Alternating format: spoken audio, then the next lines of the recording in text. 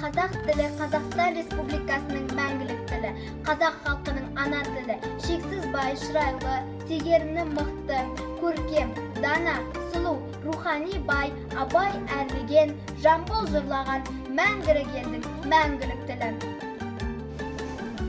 Ана тілін ұмытқан адам өз халқының да өткеннен де болашағынан да қол үзеді. Ғабит Мүсірепов.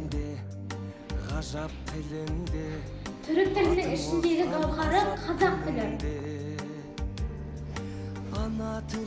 Қазақстанның болашағы қазақ тілінде.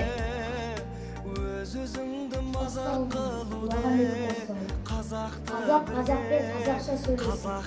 Мен қазақ тілін таңдаймын.